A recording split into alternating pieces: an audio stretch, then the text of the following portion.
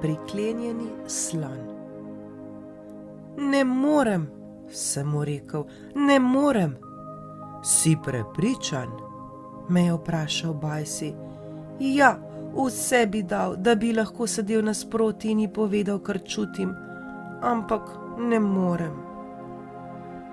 Bajsi je kot kak Buda sedel na tistem groznem modrem fotelu v ordinaciji, se nasmehnil, me pogledal v oči in začel govoriti tišje, kot vedno, kadar je hotel, da ga pozorno poslušam.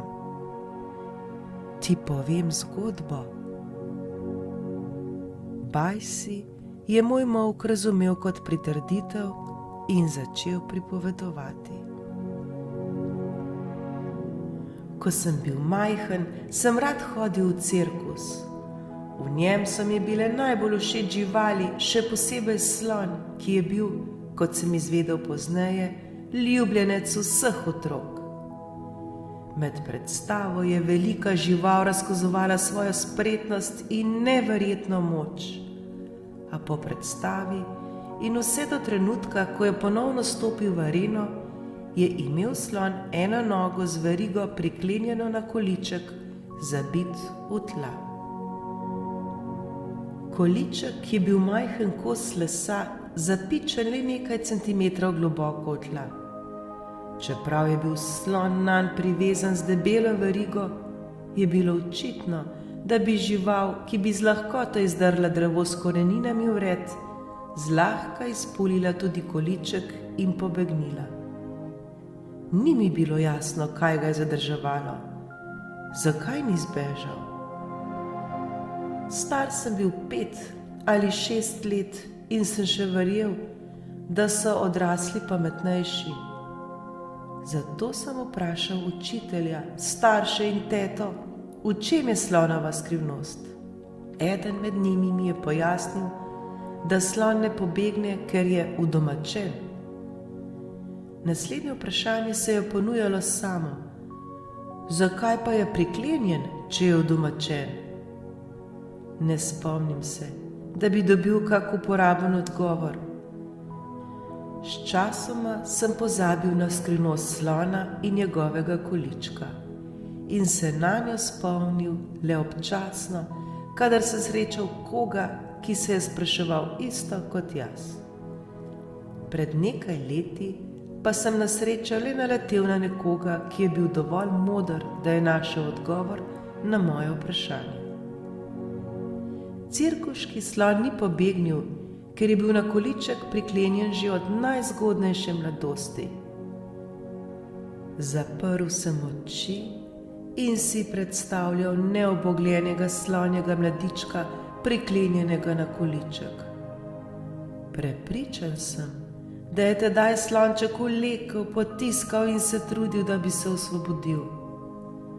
A kljub vsem naporom mu to ni uspelo. Količek je bil takrat zanj res prečvrst.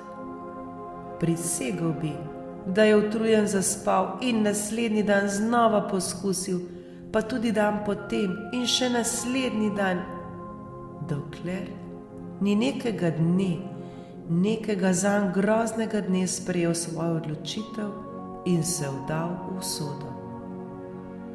Veliki in močni cirkuški slon ne pobegne, ker verjame, da tega ne zmore. V spomin se mu je vtisnila tista nemoč, ki jo je začutil kmalu po rojstvu. In najhuje je, da se nikoli več ni resno vprašal o tem spominu.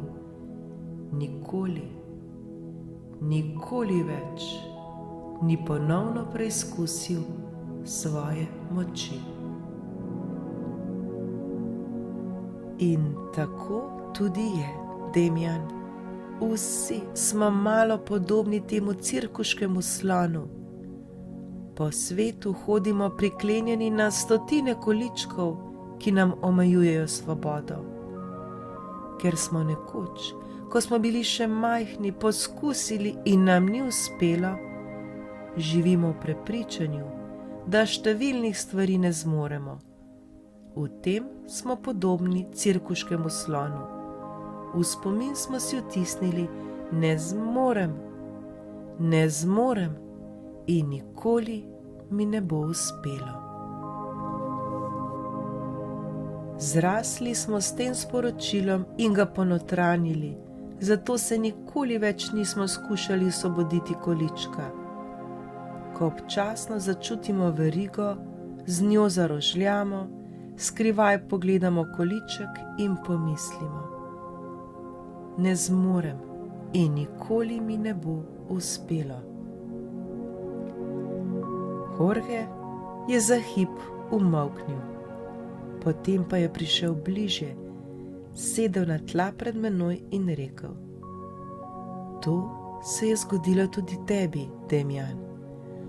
Omejujejo te spomin na nekega drugega Demijana, ki ni zmogel, vendar tega Demijana ni več. Edini način, da izveš, ali zmoreš, je, da znova poskusiš z vsem svojim srcem, z vsem svojim srcem.